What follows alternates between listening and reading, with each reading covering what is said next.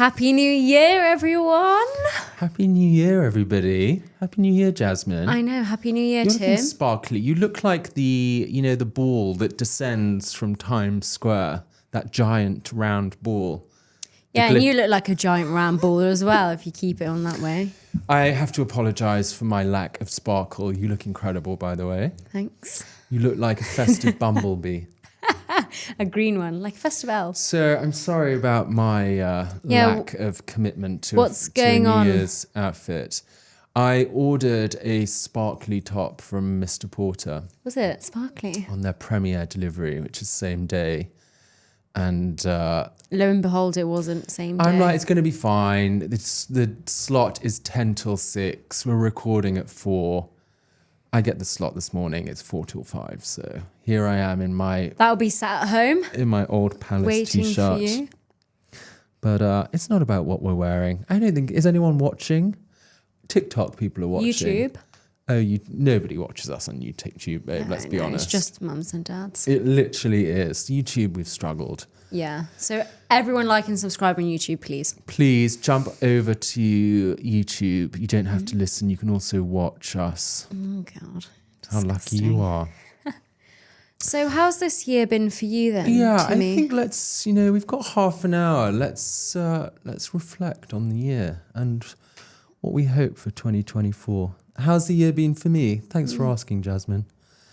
I don't know. It's been a real year of transition. It's been a year of quite intense struggle. Yeah. My mental health has taken a bit of a battering this year. It's a dark turn. Yeah, I mean, let's be honest. The job hunt for me has really been overwhelming at times, and I think turning 40 for me, I was like, it's going to be a breeze. It's just a number. I was convinced of that even the day before I turned 40. Turning 40 is like a real, whoa. Like, where am I at with my career? I don't own a house. We'd spoke in a previous episode about, pension. And I was like, is it going to be worth anything? Sounding very naive about pensions. And it kind of went viral on TikTok. I know. By the way, disclaimer, if anyone's taking financial advice from us, don't because we look at the state of us. Tim couldn't even get a t-shirt for this. I couldn't even get a t-shirt together, quite frankly.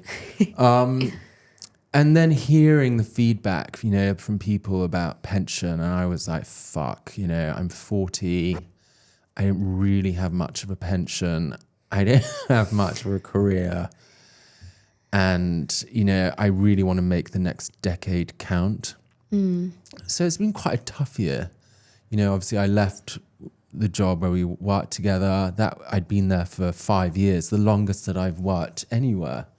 For real? Ever, yeah, the longest I've worked anywhere. And it was bittersweet. I didn't really want to leave. Well, I did. There were forces that made me want to leave. But if things had been different, I wouldn't have left. Yeah. I kind of made up some bullshit story that I, had this signed, sealed, delivered job ahead. But I didn't. I was winging it. I just had to get out. So that's been intense. But I mean, there's been massive highlights. Like the podcast, I think, from us talking about it to this being episode 18. It's the season finale. It's the season finale today on New Year's Day. How do you feel about that we're at episode 18 of the Shop Flaw? It's been a bit of a fever dream because I think for so long we spoke about it. And then even just coming here today, it was it's dark outside. And when we first started filming, it was in the summer and it was super hot and you and I were going for drinks afterward. And, it's incredible. I do think the amount of times we've been able to record and how many episodes we've gotten out. I'm really proud of that because it's when you do something that's self-initiated, it can be really hard to ever start. It can always be a conversation, lots of people that always go, I should have been a footballer. That kind of thing where people talk about it. And I'm proud that we actually did it, especially in a very difficult year for both of us with the job search. I too also totally understand where you're coming from.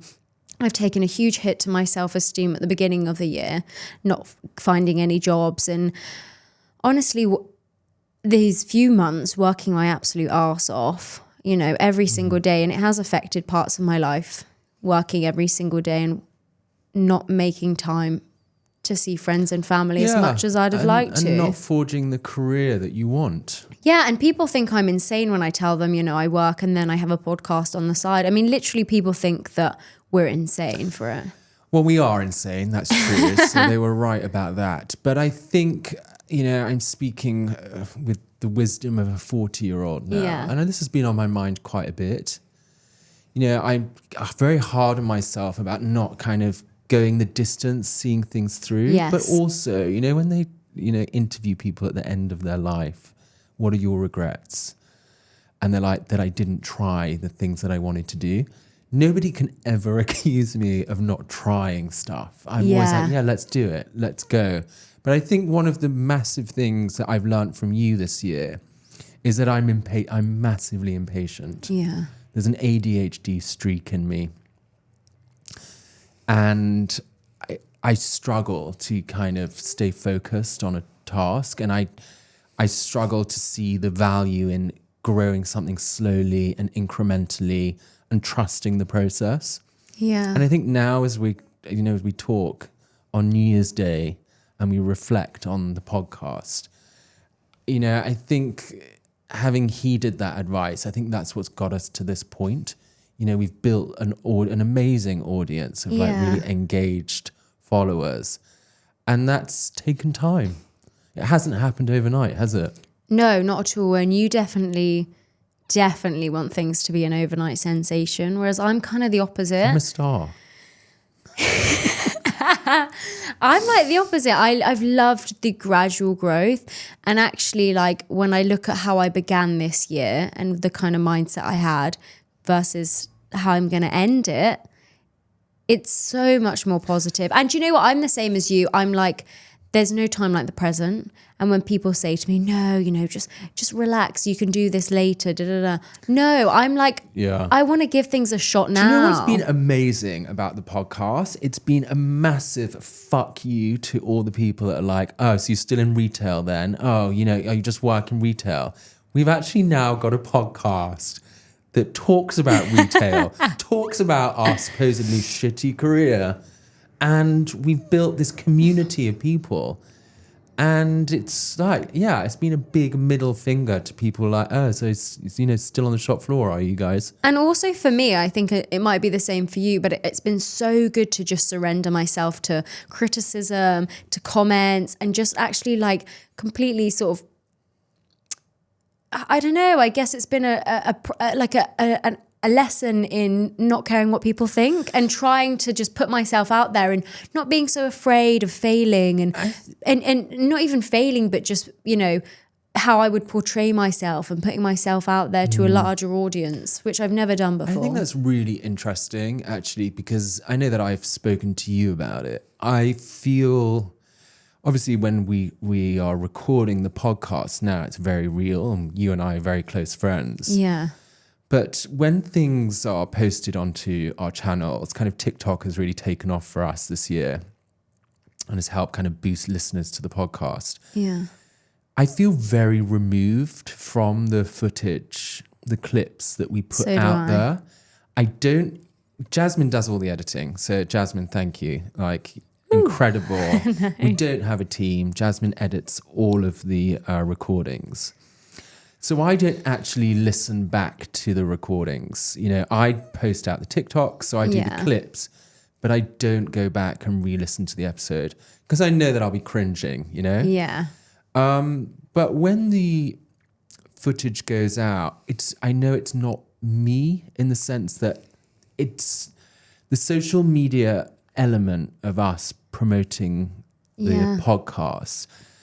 At that point, I'm removed from it. So, you know, criticism, weirdly, because I thought I'd be so much more sensitive, It's like water off a That's duck's how back. I feel. I feel like I'm posting videos of a stranger. I'm like, it's not me. And also for me, it's like we're only posting such small snapshots of us. So any criticism that happens, it's like doesn't come from any real context about us. So it's sort of like so far removed from the reality of who we are. Yeah, and I think honestly, this is the first episode where, I mean, coming into it, I know the Christmas episode was a bit haphazard, but when we came into this, we were like, let's just chat. Let's just catch up. And I think this is the first time where we've retail hasn't been on the agenda of conversation. No. So it's nice to get to know you. Hi. Yeah. Hi. Oh my God. I think as well, I know that the jobs has been a massive thing for both of us this year. And I think the changing careers and trying to figure out what you want to do has been huge. But I think also financially, we'll be both honest about the fact that it has been really hard financially in this cost of living crisis to sort of fund even this podcast and do things we want to do. I've definitely, like, my life is very minimal now compared to what it was before in terms of like going out and doing things. And, you know, I'm sure like everyone, our spending habits have changed. And that's been a huge adjustment. And when we had a guest on a few weeks ago, and when you and I spoke, and I hear you two talking about like the 2000 but also the 2008 crash. Yeah. I'm now thinking, wow, I'm going to look back at this time post-Brexit, post-COVID, and think of it in the same way. I'll be like, wow, that was that cost of living crisis that I lived through. And I'm in it right now, but I'm like, wow, to hear you guys talk about then, it kind of derailed my career. I was at Patrick Cox, the company folded, I moved back to Leeds. It kind of derailed my time in London for 18 months, and I went home to try and steady the ship and recalibrate. It was like a big moment. It kind of devastated a lot of people's careers, or financially. People took a real hit. And I think a lot of people, I experienced it living in the city, but also being in my 20s. You experience it with the pressure of now being 40, is we're always in a rush.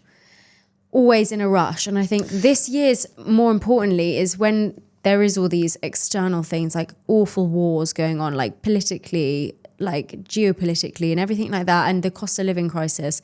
It's so good to remind yourself, like, we don't need to be in a rush, we can actually breathe, and we need to spend time with our friends and family and actually enjoy ourselves rather than being 5 million miles an hour. And in this city, London, is absolutely really difficult to remove yourself from that, because everyone's going 1,000 miles an hour. But I think it's important that we do sort of be kind to ourselves in that cringe way that everyone says, but like we do have to be. It's so true. I mean, this year, so many people have been cash poor, but I mean, doing this podcast, we've certainly been time poor too. But I wouldn't change anything. No. Working full time and trying to put out this kind of product, the shop floor, it has not been easy. You know, there's times when I'm quite demanding, so I will be messaging Jasmine at like 7 a.m. Like, we need this. You're like, morning. I'm like, wake up, bitch. That's what you say to me. But I mean, it has been an incredible year. We've created, I think this is what I'm most proud of. I don't know about you. We have something tangible now. We have a product. Yeah. And we've got an archive of episodes. I mean, that I look back and I'm proud of that, that we have actually managed to keep it going. I think for me, it's just to even realize people listen. Like, having a guest on I never even thought we'd get that in the first season. I love Rhiannon. I know, we love Rhiannon. Like, I never in a million years thought we would have people writing in, actually interested in coming on the podcast. It just was unfathomable. It was unfathomable. It kind of was a safety blanket for me as well. I thought, if I'm speaking to Cameron, then no one's there. I think much more so you. I felt that, I suppose because of my experience in retail. And Tim's always wanted an audience, so he's... Well, I mean, if anyone wants to sign up to my OnlyFans, it's £1 a month.